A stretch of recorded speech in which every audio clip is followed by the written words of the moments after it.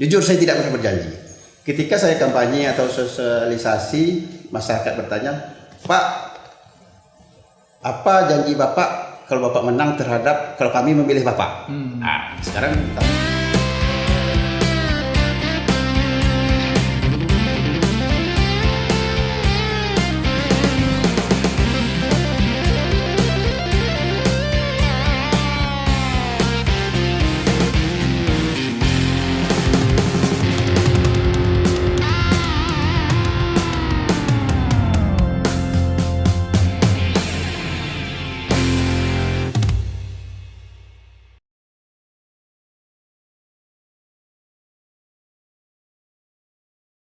Assalamualaikum warahmatullahi wabarakatuh. Kali ini catatan Anggi berkunjung nih di kantor Bang Sarif, di kantor PAN Kabupaten Siak, dan juga Bang Sarif ini adalah salah satu anggota Dewan Siak. Ya kan Bang? iya. Apa kabar Bang? Sehat, alhamdulillah, Mandi. Alhamdulillah sehat gitu. Iya. Jadi semalam ada jumpa Bang ya. Iya, Semalam iya. kita udah diskusi ringan juga kan sedikit. Dia menarik, makanya kita lanjutkan diskusi ini di depan kamera. Awal pakai merah nih, agak sedap padahal. Agak grogi juga. Jadi ada beberapa hal yang ingin awak, bukan bual-bualkan lah gitu. Kalau bahasa awak nih Melayu Siak ini bual-bual ya. Bual-bual. Tapi insya Allah ada isinya gitu. Insya Allah. Ini kan abang ini kemarin kan dilantik nih atau diangkat jadi ketua DPD PAN Kabupaten Siak, ya kan Bang? Itu yang awal untuk mengajak abang gabung ke PAN itu atau sebelum jadi ketua atau apa jabatannya itu? Begini, saya panggil apa sedap nih? Panggil nama boleh, panggil apa boleh? Anggi lah. Anggi. Kalau panggil abang tak sedap pula. Sudah pula masih muda gitu. Jadi saya cerita sikit lah. Siap. Pertama saya masuk Siak di tahun 2002. Sekitar bulan 4 bulan 5 lah. Masuk Siak. Saya tu selain orang toko lah. Iyalah. Ya. PKL lah. PKL. Pedagang kaki lima. Tapi di toko. Nah, itu kan jadi beriring waktu adalah kawan mengajak saya masuk partai. Ketika saya ditanya apa partai yang saya suka, kalau setelah reformasi saya kayaknya suka dengan PAN gitu. Nah, jadi ketika saya sebut itu ada kawan mengajak, bergabunglah saya di PAN di tahun 2011 akhir atau 2012 awal lah gitu. Iya. Nah, masuk di PAN. Ketika itu saya ditaruh di wakil bendahara 1. Nah, itu seiring jalan waktu ada pemilihan di pergantian ketua DPD waktu itu 2015. Alhamdulillah ketua DPD mempercayakan saya jadi bendahara. Nah, itulah perjalanan awalnya saya di partai. Berarti dari bendahara langsung ikut kompetisi untuk ketua ya Bang? Saya tak ada ikut kompetisi sebenarnya. Dari kompetisi? Tak ada. Dari bendahara, saya bekerja mana baik ya. Cuman kena kita tidak tahu penilaian ketua, kita tidak tahu. Dia punya penilaian tersendiri. Tak apa. Padahal senior banyak. Senior banyak. Saya kan orang baru di PAN, di partai, hanya bendahara. Kemudian ya disuruh mencaleg gitu kan. Kena berbekal mungkin saya duduk mungkin salah satu mungkin nilai plus lah dari bendahara tadi, kena saya duduk anggota dewan, mungkin itu dah menurut ketua naik grade lah mungkin. udah bisa untuk memimpin partai ini. Itu menurut ketua. Kalau saya rasanya belum mampu gitu. Tapi berarti abang turun di politik itu pada tahun turun gabung di partai ini nih 2011 atau 2012 akhir atau 2012 awal itu. Akhir 2012 awal. Berarti kan abang masuk sini itu kan jadi ibaratnya pedagang lah itu Bang. Iya, pedagang. Kalau itu pengusaha pada tahun 2002. Berarti 2002 masuk itu Siak tuh udah jadi kabupaten. Udah lebih kurang 3 tahun. Dari awal abang masuk ke Siak lah, atau abang berdagang, mungkin abang melayani orang gitu kan. Pernah enggak berpikir aku ini harus jadi dewan Siak nih gitu? Begini, saya tidak pernah terpikir itu. Ketika saya sampai berdagang melayani orang, ada salah satu partai, saya tak perlu sebut sebab apa. Iya betul. Ada salah satu partai menawarkan saya, mengajak saya bergabung di partai itu, langsung menaruh saya di bendahara. Langsung saya tolak, kenapa saya bukan orang politik gitu. Nah, saya bukan partai. Tapi berkat saya pedagang di toko, jadi saya banyak kenal orang itu. Iya. Apatah lagi kepala dinas, orang hampir 90% pegawai Siak, insya Allah saya kenal. Iya betul. Nah, kenapa? Saya melayan loh. Kalau minta foto kopi, saya foto kopi, bagang saya bagang gitu kan. Namun pedagang. Pedagang. Berarti tak ada kemungkinan lah kawan-kawan di rumah nih jangan putus asa dulu. Ini sebagai contoh juga Bang Sarif ini kan. Dari awal yang datang ke sini pedagang lah atau siapa sangka sekarang kan bisa duduk di panggung timbang. Kan sesuatu hal yang luar biasa gitu Bang. Jangan pernah lah menjengkal rezeki kita ke depannya. Kan awak tak tahu Bang. Iya betul. Jadi sekarang Abang di komisi berapa Bang? Komisi 1. Oh Abang di komisi 1. Iya. Berarti komisi 1 itu membidangi masuk pendidikan apa maksud tuh Bang? Pendidikan, hukum kan? Hukum. Masih pustaka macam Satpol. Itu di bawah kami. Di bawah itu. Jadi menarik nih kalau kita membahas tentang pendidikan ya Bang.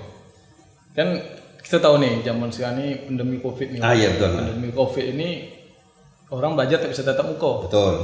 Otomatis kan daring lah kan. Iya dari daring. rumah. Daring luring gitu. Tak apa lah. Pokok berdering-dering lah. Pokok berdering kan. Pokok main internet ya. Iya.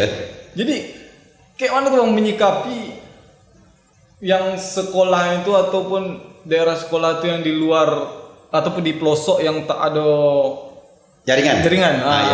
Macam mana tuh Bang?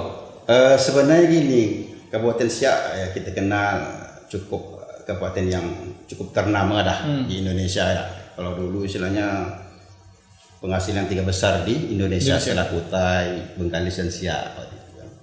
Jadi untuk sampai saat ini setelah kami lihat hampir tidak ada daerah di Kabupaten Siak ini yang tidak terjangkau oleh internet.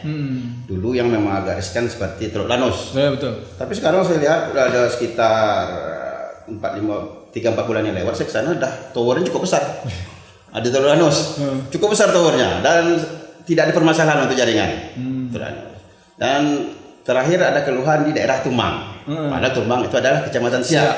Cuma dia kecamatan yang paling pinggir. Nah, mereka mengeluhkan, tapi saya tengok ada tower mini di Tumang, insya Allah. Jadi saya rasa untuk di Siak, kalau untuk jaringan udah lumayan. Tinggal lagi masalah lelet tuh, walaupun di dalam kota juga lelet. Iya betul. Nah, jadi itu sikon. Nah, jadi kalau untuk daerah yang tidak aktivitas siswa untuk melakukan daring itu tidak jadi permasalahan menurut saya. Tidak jadi permasalahannya begitu berarti lah. Iya. Walaupun kita tahu, kita berharap juga iya, betul. Semoga Covid ini cepat berlalu dan kita bisa. Itu so pasti ya harapan kita kan. Biar budak-budak lah rindu kawan dia kan. Nak bergurau kawan dia kan. Sekolah itu rindu tuh. Iya. Datang sekolah main kan. Lama masa budak-budak macam awak dulu. Iya, macam dulu. Awak dulu sekolah gitu juga. Iya. Jadi tak nampak degil sekolah tu. Jadi masalah pendidikan berarti udah merata nih Bang pendidikan. Hampir merata di Siak. Merata Siak. Tidak ada keluhan kalau untuk internet menurut saya tak ada. Berarti ada nak pembahasan di dewan itu kita yang di Siak ini akan ada sekolah tatap muka walaupun pakai shift gitu? Dulu kan pernah ada itu, tapi lebih kurang 2-3 minggu masuk kasus meningkat, akhirnya anak-anak dikembalikan lagi daring gitu. Dulu pernah ada tuh shift 50-50. Misal di kelas itu ada 30 orang berganti, masuk 15 orang 2 hari, nanti 15 orang 2 hari berikutnya lagi. Seperti itu pernah diterapkan, tapi lebih kurang paling sebulan atau 2 bulan lah. Tapi kasus meningkat akhirnya dikembalikan ke rumah, ke daring lagi. Iya. Berarti belum bisa kita pastikan. Belum bisa kita pastikan. Apatah lagi ini ada surat edaran dari 421 titik surat dari Dinas Pendidikan mulai tanggal 24 Mei hingga waktu belum ditentukan, tetap kita belajar daring. Berarti ada juga yang menguntungkan belajar daring nih Bang. Apa tuh? Bisa ikut ujian, tiba-tiba lulus. Alawak tuh perlu lulus tidak? Nggak ada uang lah, fikir apa? Jadi sekarang tiba-tiba udah lulus, bisa masuk kuliah. Memang sedap ya. Tapi orang tua tak sedap. Sudah. Dompet beli paket. kotak. Berarti Tapi itulah pengorbanan orang tua terhadap anak. Ya. Kan itulah. Macam mana anak dia bisa. Apapun dijalani, yang penting anak dia belajar sekolah, berpendidikan dan berilmu. Betul. Yang paling penting berakhlak. Gitu. Ini sedikit ya bang, tertarik.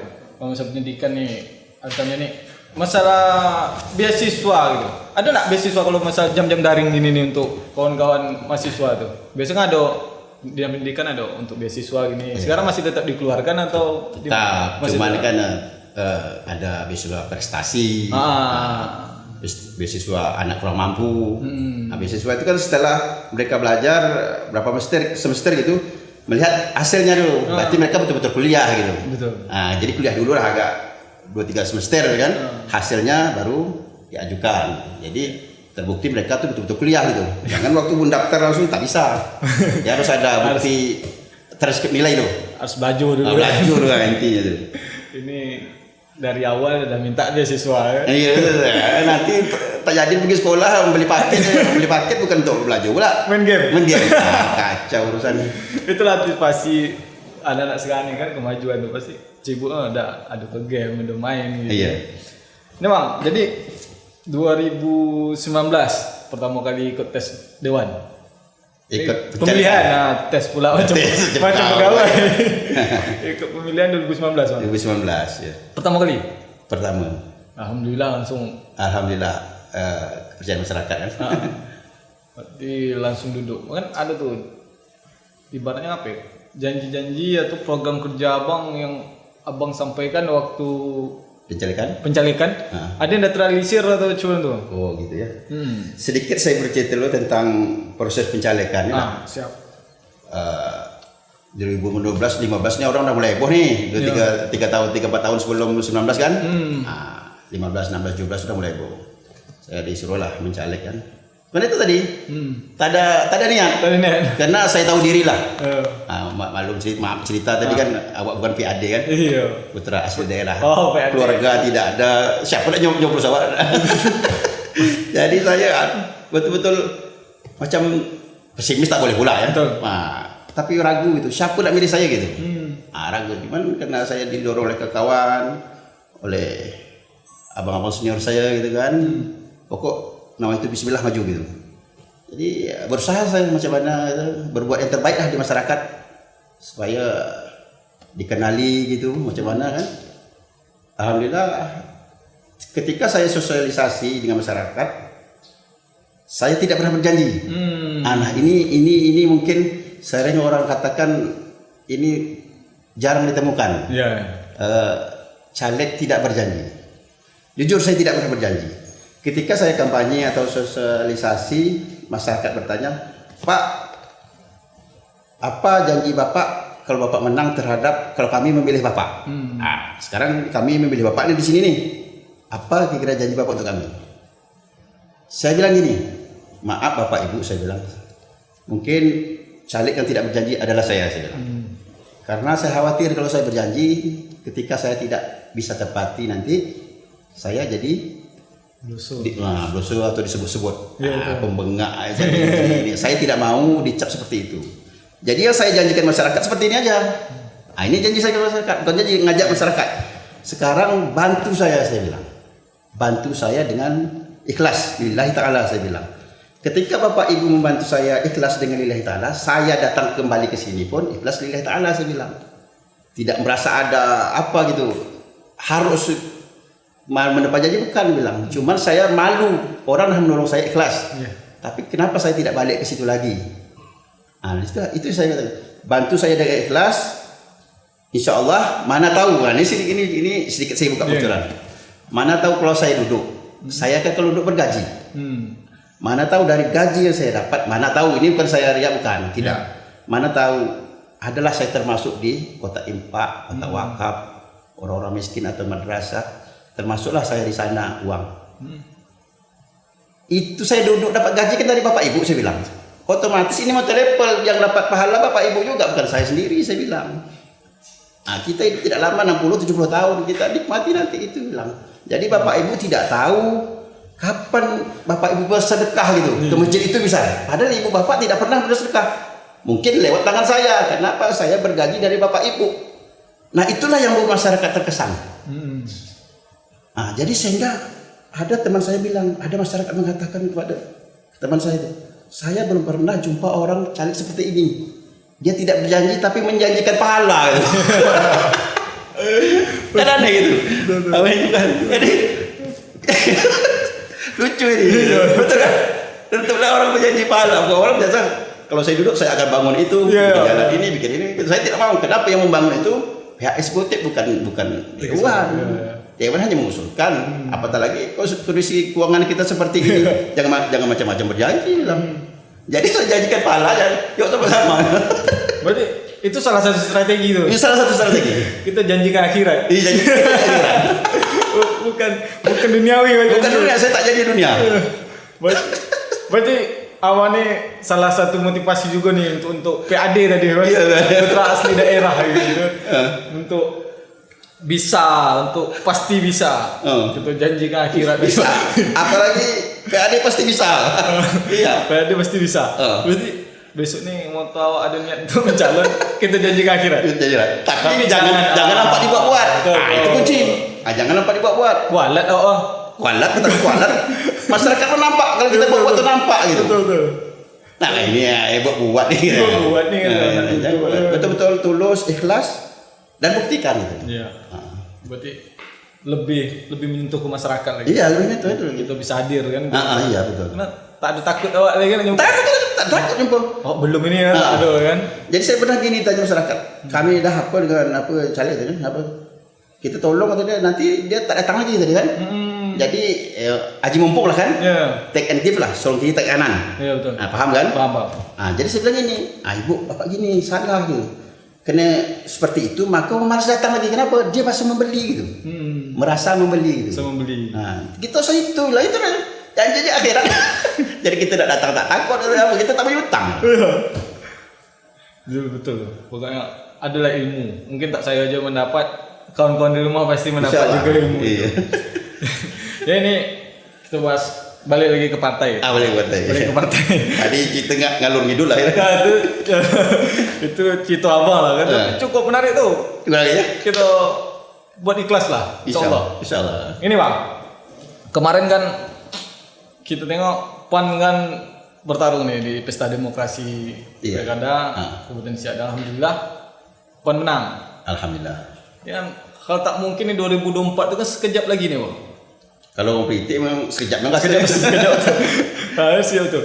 Apa untuk 2024 pasti PAN kan akan bertarung lagi. Insyaallah pasti akan bertarung lagi. Iya. Itu kalau saya nih kalau boleh tahu. PAN itu sistem penjaringan kader untuk dia menetapkan ini kader saya untuk pilkada. Itu tuh terbuka untuk umum atau sistemnya macam mana tuh Bang? PAN itu terbuka. Terbuka ya kan. Insyaallah PAN ini saya sebut sedikit lah ya. Setiap mengusung insyaallah selalu menang. Khususnya di Siak ya. Betul. Mulai dari Pak Arwin 2 periode. Ya kan habis itu Pak Sam 2 periode. Gubri. Di Siak ini lagi berarti 6 kali.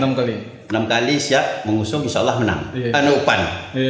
Jadi tidak memang harus mengusung nanti, cuman ya karena partai terbuka, siapa nanti yang dikira berpotensi itu ya dirapatkan lagi. Dirapatkan lagi, tapi kita tetap PAN mengusung gitu. Mencari yang terbaik lah. Tapi tetap terbuka, mulai bisa jadi dari orang partai atau bisa jadi simpatisan partai, bisa jadi. Iya, betul. Berarti kalau kawan-kawan ingin calon bupati melalui PAN, besok kau dah buka penjaringan, silahkan daftar. Silakan. Tapi kemarin memang tak terbuka untuk orang lain. Kayak ketua kan? Karena memang tak mungkin kan. Berarti buka untuk calon wakil ya? Itu maka wakil macam mana lah. Memang PAN dah yakin ketua waktu itu insyaallah duduk. Kita perlu buka-buka lagi lah. Buka wakil. Berarti 2024 kalau Bang Sarip maju lagi, tak buka lagi untuk lain. Saya tak terpikir untuk itu. Tak terpikir. Sama juga waktu saya masuk partai tak terpikir untuk itu. Sama mencalik saya tak terpikir itu. Sama juga saya terpilih menjadi ketua tidak terpikir untuk itu. Saya berpolitik mengalir air. Ya. Nah, mana terserah, mungkin ketua DPW lebih tahu nah, siapa yang kira yang berpotensi untuk maju. Saya belum terpikir. Mungkin kalau saya fokus di dewan jadilah. Duduk aja saya bersyukur. Terus apalagi nak maju di pilkada berat. Senior banyak, pengalaman banyak. Mak kita saya duduk aja. Kalau duduk yang kedua tuh jadi dah bersyukur jadi dah bersyukur. Tapi segala sesuatu ke depan tuh Allah yang tahu, kita tidak tahu. Betul. Nah, gitu. Ini Bang, kan sebelum Abang ketua DPD PAN ini Pak Alfedri. Iya. Dan sekarang Pak Alfedri terpilih pula aja lagi Ketua DPW. ketua DPW. Berarti kan udah provinsi main ini Bang. Jadi mungkin kisi-kisi dia Bang lah tuh. Mungkin ada kemungkinan Pak Alfedri itu akan bertarung di level yang agak lebih tinggi ya. Pilgubri lah. Pilgubri. Atau bertarung di Pilgubri gitu. Ada nggak kemungkinan itu? Ini maaf, ini saya menjawab menurut saya. Menurut ya, benar Bang. Bukan mendahului beliau kan? Betul. Nah, ini persis saya.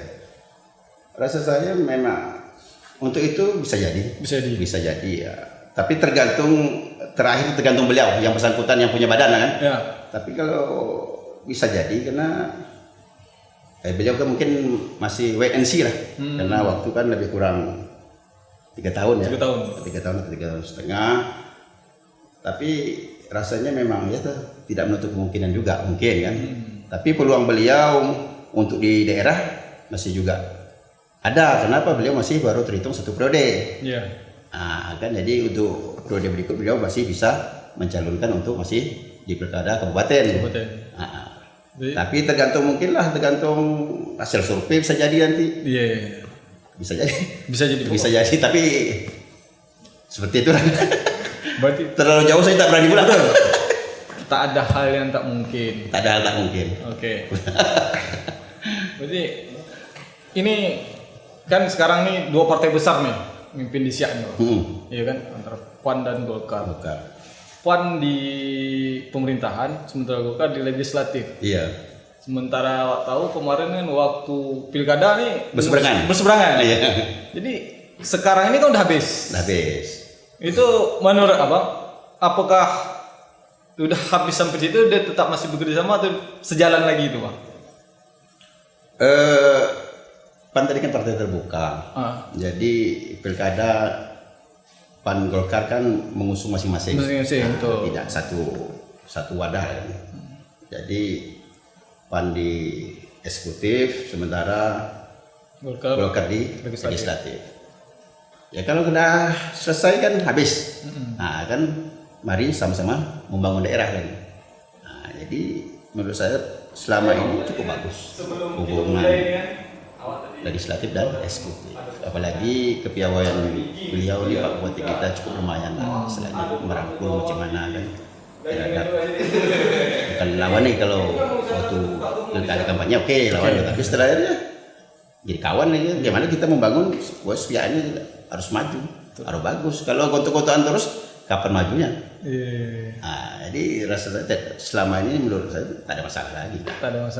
Adem ayemnya. Malah betul-betul berkawan. Iyalah, lebih enak. Lebih enak kan? Punya 2 partai besar membangun sama-sama. 2 partai besar sama-sama bersinergi membangun. Macam mana Siak ini ke depan lebih cemerlang, lebih baik. Ayo Bang, tadi kan sebelum kita mulai ini kan awak tadi cerita dan ada postingan untuk wisata religi nih. Iya. Kuda. Awak ada pula foto Bang di lagi ngajak kasih dia. Jadi itu memang wisata untuk terbuka untuk umum di Siak tuh Bang. Rencana gini, itu sebenarnya Pak Bupati kita udah lama menginginkan itu. Setahu saya itu salah setahun yang lewat. Sebelum 2019 tuh. Udah ada wacana pingin di Siak ini ada wisata religi atau sunnah, olahraga sunnah. Nah, sunnah Nabi kan berkuda kan, senam memanah kan, berenang kan, itu olahraga sunnah. Jadi buat kita ingin itu. Jadi barengan itu dia ngajak saya. Mungkin kami ada survei nih, ada survei tempat, bisa jadi istal atau kandang kuda ya, itu bahasa keren. Itu kemungkinan di Sabta Teruna, Pondok Darul Hadis. Nah, di situ. Jadi pengelolaannya itu anak-anak pondok itu dulu. Kan anak pondok kan memang belajar sunnah tuh. Iya betul. Jadi olahraganya belajar sunnah. Jadi ketika hari libur atau Sabtu Minggu nanti dibawa ke bawah jembatan, tempat wisata. Jadi sehingga memancing para wisatawan ke Siak gitu. Nah, itu salah satu pemerintah kita kan lagi giat. Macam mana salah satu income kita adalah dari sektor wisata. Nah, jadi beramai-ramai lah warga Siak nanti mantau pingin melihat kuda lebih dekat, sekaligus mantau pingin naik menunggangi. Berarti masyarakat boleh? Boleh. Memang untuk masyarakat. Boleh masyarakat tapi pakai tiket. Kita seberapa lah? Iyalah betul. Ya itu kira-kira bila tuh dibuka tuh? Ini salah saya lah barang ini dah mau di perjalanan. Mungkin kalau buka, kalau sampai mungkin menurut saya mungkin lebih kurang 1 minggu lagi sampai di Siak. Cuman buka untuk umum ya paling persiapan lah mungkin seminggu atau 2 minggu setelah itulah. Oh iya. Setelah kita sampai. Ya mungkin pikiran saya paling lambat pertengahan Juni atau akhir Juni dah. Dah action deh. Iya. Jadi kalau perdana bagilah dulu tunggang. Jangan salah tunggang kan. Takut naik kuda. Berarti jadi kawan-kawan di rumah kalau yang hobinya tuh olahraga menunggang kuda bisa sekarang di Siak. Kasih tahu saudara sanak-saudara tuh. Cari amannya mungkin sebulan lagi lah. Ya kemana? Insyaallah. Nanti selalu pantau aja lah sosial media di sosial media cepat ya. Insyaallah ada olahraga berkuda. Ya. Ini terakhir Bang. Ini kan untuk pesan-pesan. Ini selalu minta nih setiap tamu ini kan untuk para milenial atau pemudi penonton catatan yang gini pesan-pesan lah untuk menghadapi dunia digital nih Bang. Dunia digital ini yang dunia sosmed atau apa sosmed. Kayak mana pesan-pesan supaya kawan-kawan itu tak salah jalan. Tak salah langkah gitu. Yalah Bang, pesan-kesan untuk kaum pemuda-pemudi lah, milenial terhadap era digitalnya. Ya manfaatkanlah era digital ini sebaik mungkin. Ambil sebanyak-banyaknya manfaat yang kita dapat dari sana. Ini bisa semua kesempatan ini bisa mau kiri atau kanan. Jadi kita selaku orang yang cerdas ini harus memanfaatkan macam mana era digital ini betul-betul manfaat untuk umat, untuk masa depan kita yang sifatnya positif lah. Kira-kira yang berbau negatif, ayo cepat kita buang jauh-jauh. Kita ambil manfaatnya. Bagaimana era digital ini bisa bermanfaat, kita mengembang potensi diri kita untuk membangun daerah kita dan bersinergi sama kawan-kawan. Pokok intinya pesan saya pada milenial ini, ambil manfaatnya yang positif. Itu Bang. Jangan mudah percaya dengan jangan mudah percaya dengan yang sebenarnya hoax lah gitu. Jadi harus cek kembali lagi, cek again. Jadi keabsahan berita. Keabsahan berita itu betul lah ini gitu. Jangan langsung ditelan mentah lah. Jangan percaya cover. Kalau percaya cover. Oke. Mungkin sekian dulu lah diskusi atau berbual santai lah. Orang Melayu ini kan sedapnya berbual. Kita bola tak ada kopi bola. Tak apa. Pokoknya ada masuk spesial yang bisa diundang di ruangan Mas Arif ini. Saya pun cukup bangga ini di ruang ini sejak saya terpilih menjadi inilah ruang pertama saya menempati dan tamu pertama saya. Memang luar biasa. Dan kawan-kawan ini tamu istimewa saya hari ini yang pertama bertamu di sini gitu. Berarti tetap yang pertama kami datang ke sini. Oke Bang, terima kasih Bang. Terima kasih. Terima kasih untuk semua penonton. Wassalamualaikum warahmatullahi wabarakatuh.